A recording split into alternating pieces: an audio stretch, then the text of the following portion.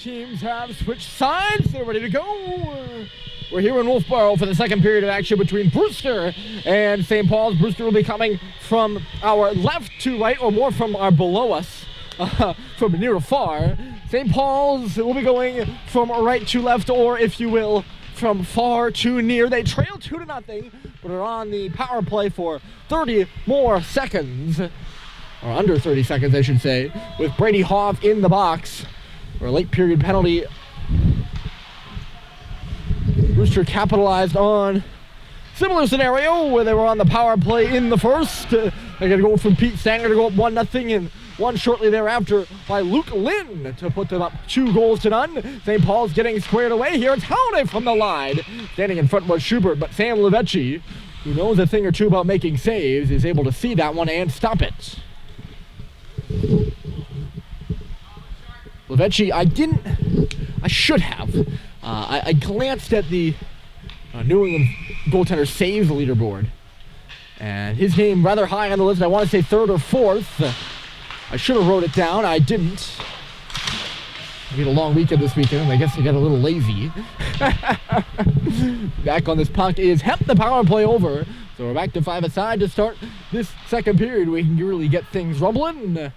St. Paul's needs 2, of course. They had a real good second period against Brewster the first time around these two teams played. They scored 3, and 3 of those goals for the 6-2 win over the Bobcats. Icing called here as Harrison Sweet and I think Charles Culver up there too, and neither of them could get the stick on the pass, although it was intended for Sweet. Ryan Murphy here at Whalen Arena, home of the Bobcats. So the Brewster's girls varsity team get a big win over Proctor. They were down 4-3 in the last 5 minutes of play. They ended up winning 5-4.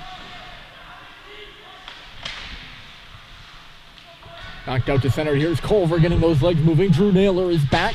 Culver, a nice little drag. Moving, goes right to the front of the goal. Save it's made. The rebound is loose in front. Coming in here is Sweet. He was hit before he could center it. Good hard check there by Murphy. It's out past the reaching glove of, Jack Hepp. I can't believe they're going to call that icing, but I guess they are. Huh. I think Hepp's in the area, reaches out that glove and is looking to catch it. And it misses him, but goes down the ice. They call it icing. Usually if a guy's there, you can get in front of it. They won't. I don't know, I seem like the only person in the building ready to contest the call. St. Paul's wins the face-off. Here's Cox at the line. That shot nicked wide. The shots in the first period were 15-13 in favor of Brewster, but it felt like an entourage from the Bobcats, especially early. They held an early shot lead. There's a big hammer from the line, and Murphy kicked away Reed Curry. But Brewster had an early lead in that category, and St. Paul's got a few more on the power play. Here's Flinton coming right through, and Levecchi the save. It'll turn the Bobcats the other way. Here comes Moore. Taps it up that right side. That's Luke Lynn. And across the line, but no further as he's met by Cade Cox. Left side Maloney couldn't clear. Good step up there by Stanger.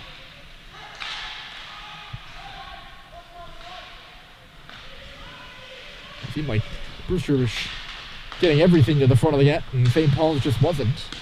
St. Paul's made it close in the end. I think I've already mentioned that fact a few times now. It's Stanger who throws it in here off a body, and Jake Sullivan back on the puck. He turns around the impending check of Ryan Gick, and he'll send it up to the line, but it's held in. Stanger on a cross here.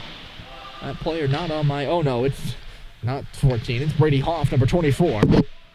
I apologize. I'm hanging out the window up here above the defensive zone for Brewster. And to the front of the goal, Malone put it there, and Levecchi coming all the way out nearly to the hash marks to control the rebound. You'll notice on the ice the curling circles up here in the little loft, if you will. They've got all sorts of curling scoring gear and stuff being stored.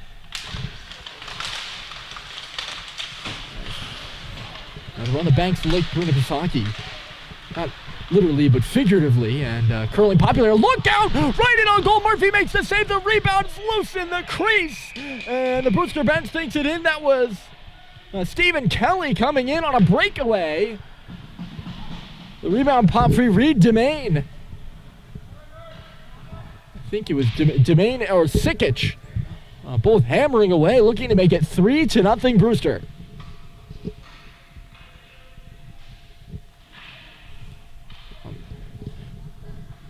The bench over there did their fair share of trying to convince the referee that the puck went in the net, and apparently they're not done. Head coach Mike Doyle wants a word. Maybe he wants a word about a potential penalty. Good job by Charlie Murphy to hold the line.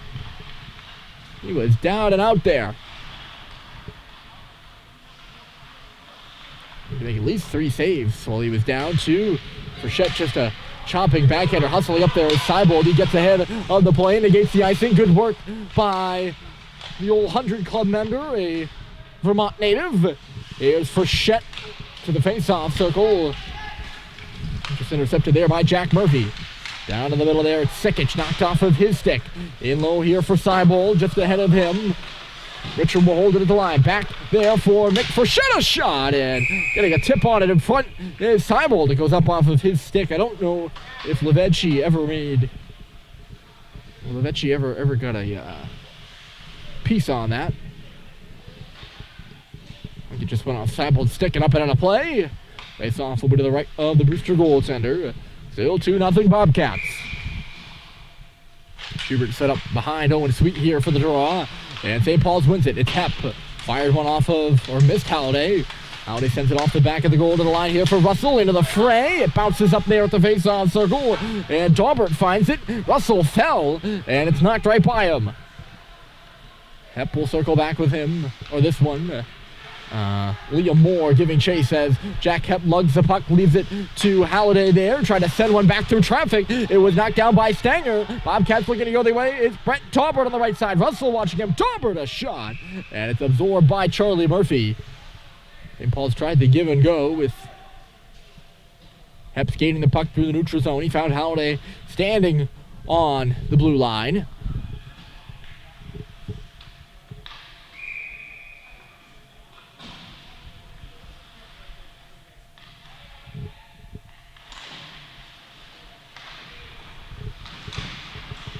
Face off, it's Hepp here. Ooh, hammered in low there with Owen Sweet behind. Behind the goal line, I guess. Not behind the goal. St. Paul's breaks it out, and here comes Russell.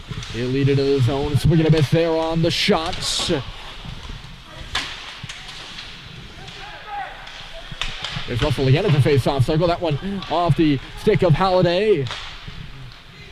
Breakout here on the stick of Gick. A nice pass out of the zone by Hoff. Gick had it stripped by Cox, and look out, St. Paul's a 4-on-2 rush. It's left in the middle for Halliday. He let the shot go, and he fanned on it, and it was chipped back to the middle by Sweet, but nobody was home. That was the, pretty much the least dangerous 4-on-2 I've seen in a while. Here's Schubert trying to drag his way through. He was hooked, and he got hit in the hand the last second, or at least it seems like he got hit in the hand. I don't know. Schubert might just have gone down there. He seems like he's in pain, but Keller was confused. He was definitely hooked, but I think they're going to get him for a slash, Keller. The St. Paul's will head to their third power play of the game, and obviously no goals on the board overall, so they're over.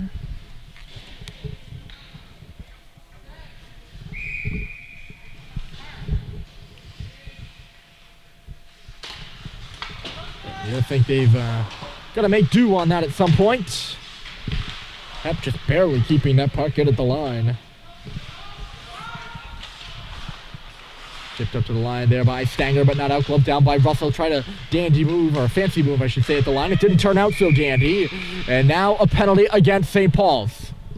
The referee behind the play saw Jack Hepp get tangled up with Reed Curry. And if he could have called, he's going to be called for interference.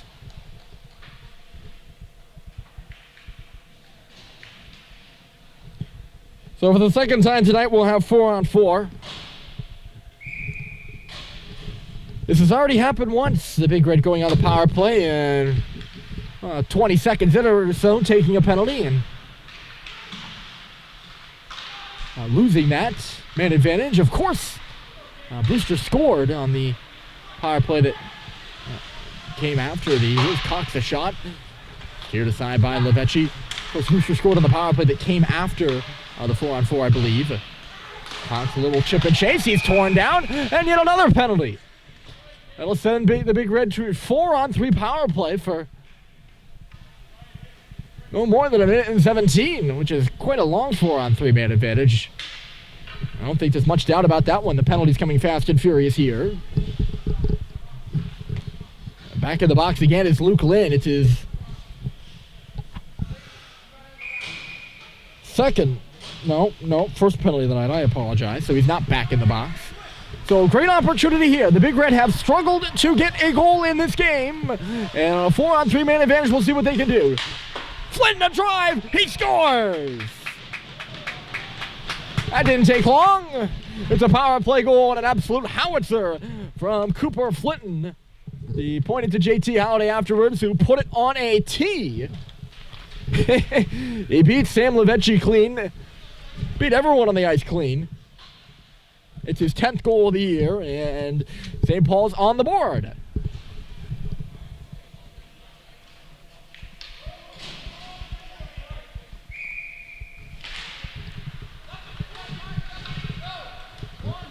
That might be the first 4-on-3 goal I have seen in my 2 years here at St. Paul's.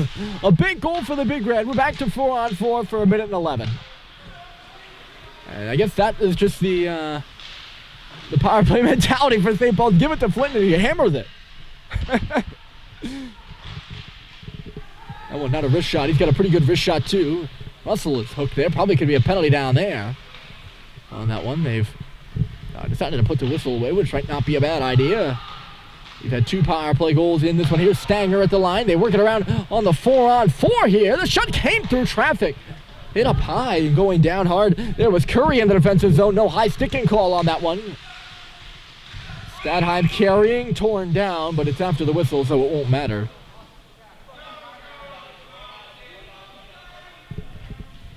Stadheim and Stanger chatting. It's an offside, and that's why it doesn't really matter.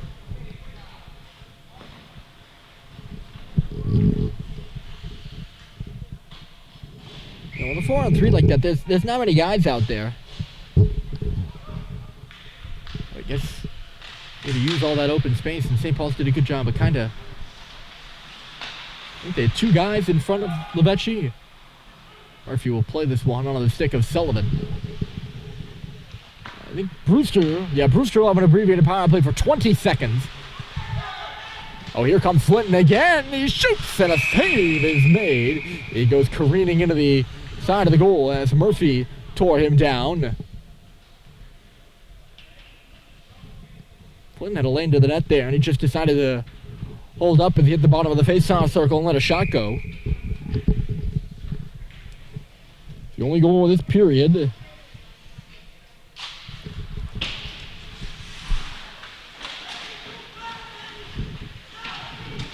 St. Paul's will be on the penalty kill here in 5 seconds, and they're doing a good job of killing some time already as they've got the puck all hung up below the goal line. Good work from Flinton and Culver there. It's lofted off the glove there of Sullivan, so it won't be icing on the play. Drew Naylor sending it the length of the ice, and up there first on the forecheck is Daubert. Good pass there. It's Malone. Cross ice out of the reach of Flinton. He's going to come in now onside. Cooper Flinton the drive. And it was knocked up and out of play off the tin roof. I don't know if it's actually tin, but it certainly sounds like it. Out of play. 9:51. That's how the clock stops. And 4 seconds of power play time. Although St. Paul's has 5 guys on the ice right now, so I guess... Right? Oh no, St. Paul's is on the power. I am sorry. I forgot the home penalty time means the other team's on the power play. So it's 20 seconds abbreviated power play time for the Big Red. Brewster's killed that off now. A shot here on Murphy. I gotta make note of that then.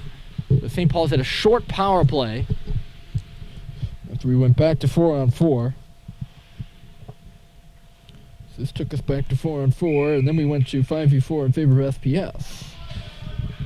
Gonna make note of this stuff now, because I'll screw up my stats later. You're listening to a play-by-play broadcaster, but you're also listening to the team statistician. So I'm sure if you tune in a lot, you hear me say all the time, "Oh, I gotta make note of this, gotta make note of that." That's not in my role as play-by-play announcer, although it certainly does help. That's in my role as statistician. 9:32 remaining here. Frigid pop. Whalen Arena.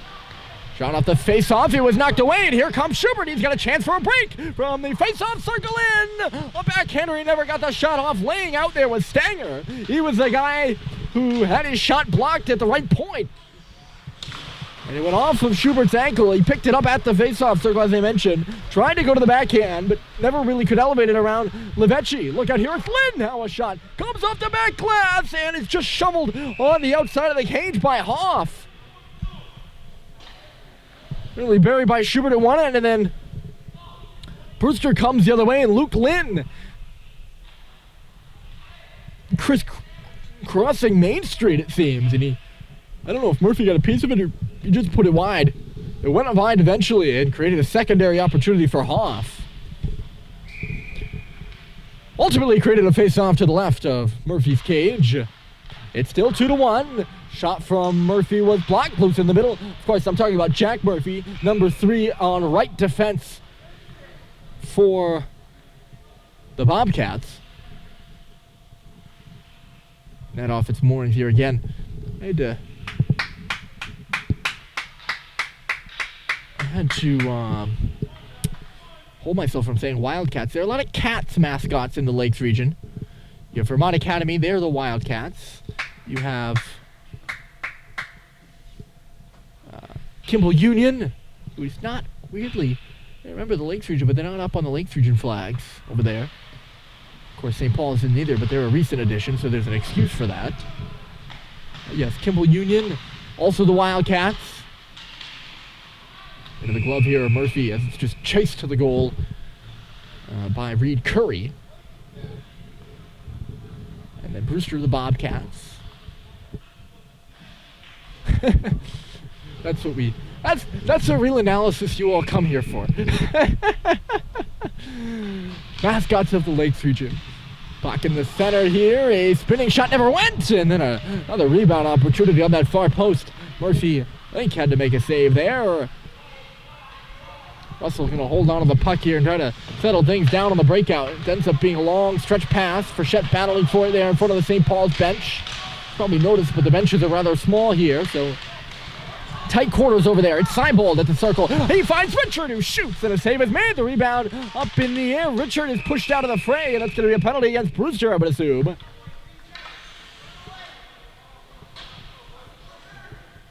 So St. Paul's back to the power play.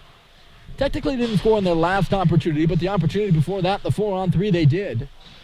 It's a tripping call, so it couldn't have been on, or couldn't have been drawn by Richard, because he was not tripped.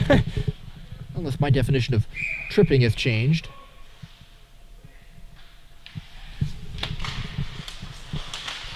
The face off to the left of Levecchi. St. Paul's trying to tie the game. They went down 2-0 after the first. Flinton had the goal on the power play, the 4-on-3 power play to make it 2-1. And we'll see what the Big Red can do now. It's not a hot start, although they'll possibly get going here. It's Owen Sweet crossing over the blue line. He'll stop up as he hit the face-off circle area. Good battle there from Stanger, and it was turned over. The lead pass just missed Luke Lynn as he was splitting the defense there, looking for a breakaway. Two players go down there on the far boards. It's Stadheim at center. St. Paul's still trying to get oriented here. Flinton across the line. Up high, he finds Sweet, who shoots, and Levecchi makes the save with the glove. You can see it all the way. That's one, if you're Sweet, you got to take that shot because you're in a good area. But you have to be tempted to kind of settle things down. And set up the power play. Because St. Paul's obviously has struggled to do that on this man advantage, and they're struggling again. Good poke there from Flint. Stadheim stumbles and falls, and I guess they're going to call a penalty. I didn't think he was tripped. He did get the pass across for Schubert. That was touched up at the side. Good whistle there by Grady Pierce. I thought Stadheim stumbled and fell. I mean, it was right in front of us here. I shouldn't be that blind, but I guess I am. I'm just really sarcastic today, am I not? 57 seconds.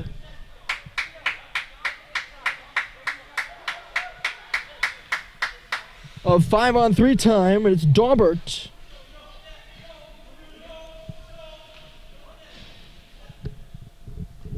It's Daubert in the box for the trip. And Mike Doyle reasoning with the officials over there. He wants an explanation. I mean, maybe he saw what I saw, that just Stadheim fell. I mean, you all have the luxury of going back and in a click, looking at it again. We don't. The 3 men on the ice for the Bobcats, Grady Pierce, Pete Stanger, and Reed Curry. I think Stanger certainly seems like he has barely gotten off the ice here in this hockey game. A stalwart on defense for the Bobcats. You see him right below us there, number 6.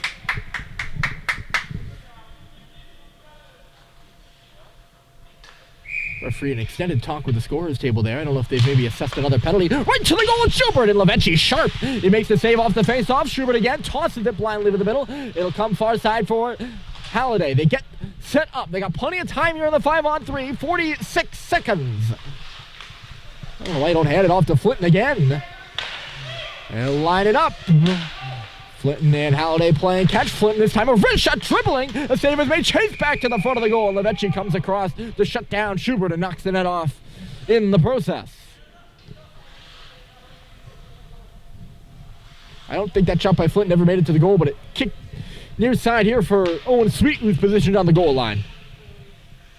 Using that area up high above the face-off circles here on this. It's easy when there are only 3 players on the ice, of course. Flinton fakes the one-timer at Stadheim, laying it on back, top of the far circle. Flinton, Stadheim, and then Flinton again. He leads and fires, and Levechi. That's the matchup. It's Flinton, the shooter, and Levechi, the goaltender, and Sam is 2 for 2 here on this power play. 16 seconds left in the 5-on-3, and then a minute and 3 of 5-on-4. St. Paul's keeps the same unit of 5 out there. Stadheim in low. That's Schubert coming down the middle with Halliday. The pass never made it to him. Getting in the way there is Pierce up high. This is Sweet back to the front. It's Schubert who shoots and scores.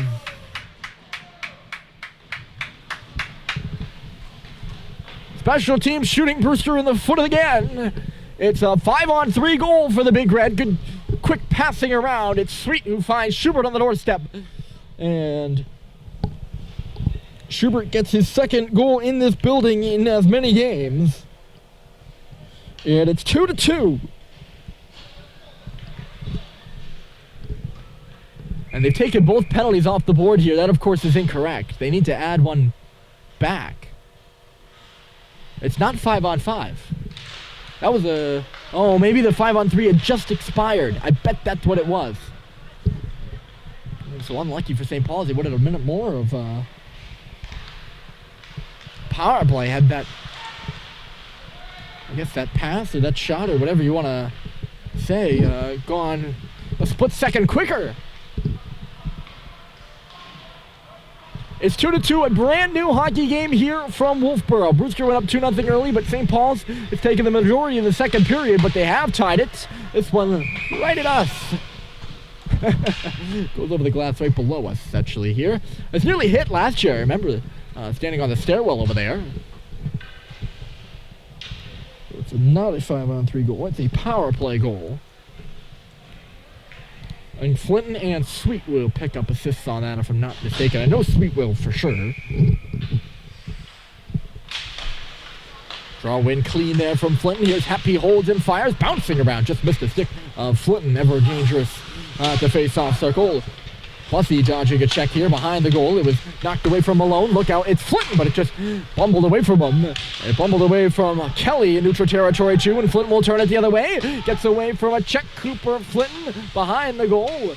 Trying to get around Murphy. He finds it here at the near circle. Shooting. Save made, rebound, score! Clayton Malone! And the Big Red are in the lead. It's 3-2.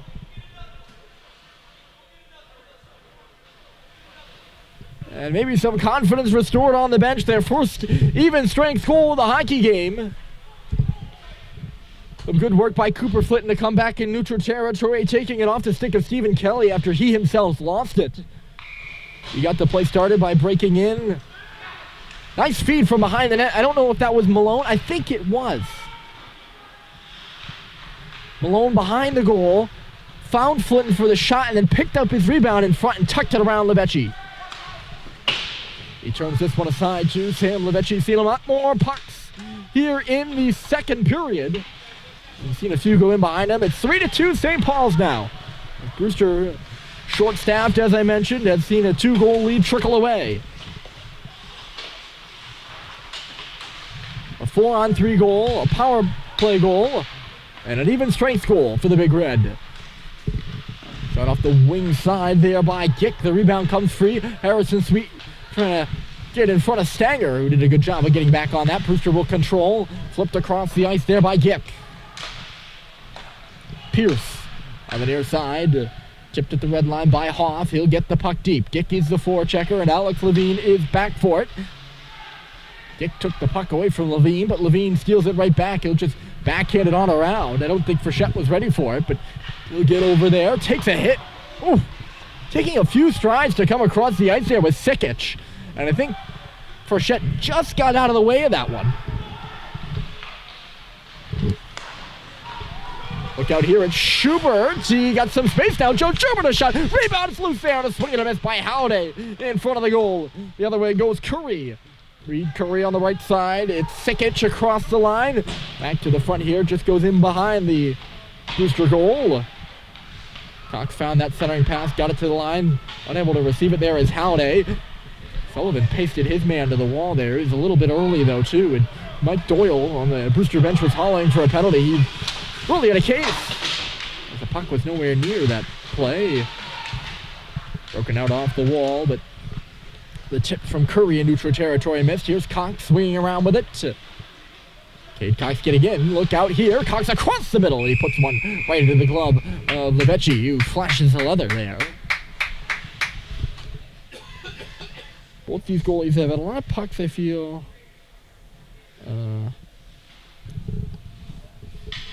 Go to the glove side.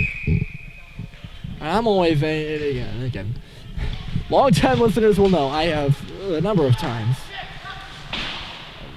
lamented my opinions about, shooting glove side. And how I think it's not entirely useless, but unless you have an absolute cannon, pretty useless. There's going to be a penalty here on the play in front of the net, and I think it might go against Brewster. Stanger had the puck, and they blew the play dead, and yep. This one's going to Brady Hoff. He's back in the box. I know for sure he was in the box already this afternoon. An interference call in front of the net. That one kind of a mystery to me. You couldn't really see it. It's all the way down the other end. I want to rephrase my statement. I don't think shooting glove side is useless. I just think if a goaltender can see it, chances are he can make the save with his glove, whereas there are more resourceful places to put the puck.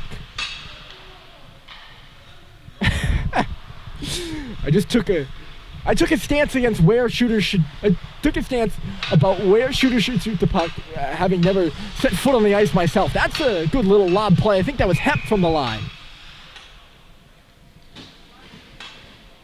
Levechi's gloves comes off, and they blow it dead here. Of course, in the NHL, that wouldn't happen. I remember being livid in a game earlier this season where I'm a Montreal Canadiens fan, so again, something long-time listeners will know, and maybe the net came off too. They're going to hold the face-off outside the zone. Carey Price had his glove come off. Or maybe it was the backup goaltender, either Keith Kincaid or maybe it was even Charlie Lindgren. But one of the Canadians goaltenders had their glove come off. And, you know, it's not the helmet, so they kept playing. And whoever the Habs were playing that night, I should remember, but I don't. I want to say it's the Sharks. Or no, it was the Devils. I think it was the Devils. They scored late in the game to put themselves ahead with Carey Price with no glove. St. Paul's on the power play for a minute more. That's a fun little story there. Not fun for me. I was absolutely livid. I don't think that should count, but a one-timer there by Sweet looking for a tip in front. Goes out the other side. It's Stadheim. Launches the line there by Curry. Flinton giving a bump. He finds Schubert in low. The puck is bouncing around. Stadheim on the far wall. Up high. Halliday in front of the St. Paul's bench. Stadheim to the middle, and no communication there. As the pass just goes out of the zone. I think Flinton was ready to step in for it and then stopped. Stadheim again. Ooh. Stanger was ready to stand up Stadheim, and instead Stanger got stood up, and then he hammers Flinton. Looked like that was from behind, at least on our angle. They're not going to call that one. A little bit of a retaliation check there from Pete Stanger, who's been on the ice quite a bit. As I mentioned, he's been a defensive stalwart for Brewster, who's low on numbers. 3 players out of the lineup here, and we got a penalty to St. Paul's.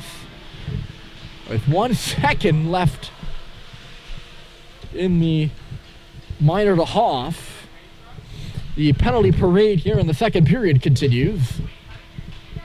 And it's Halliday heading to the box for the second time.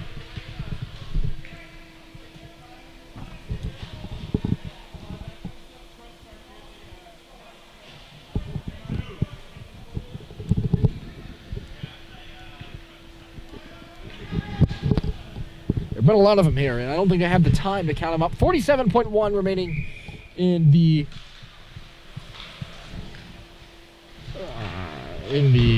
period. Sorry about that. It was the third. Technically, that was the third 4-on-4. There was only 1 second, so we're not really going to count it. Brewster on the power play. It'll carry over to the second period if they do not score. Trying to level the game at 3. They already have a power play goal. And it belongs to Pete Stanger. He's not on the ice right now. You can expect to see him out there if they don't score. And to start the third, this one trickling to the front of the goal. Cox gets back there. Pucks have been bouncing around all night. It's still bouncing around on Cox. He's got to move that puck. He's being given a tough time by Sikic and finds a lane to get it down the ice. Good work on the penalty kill there by Cox. And he escaped a few checkers. That'll run down the time. Brewster had 2 in the first. St. Paul's 3 in the second.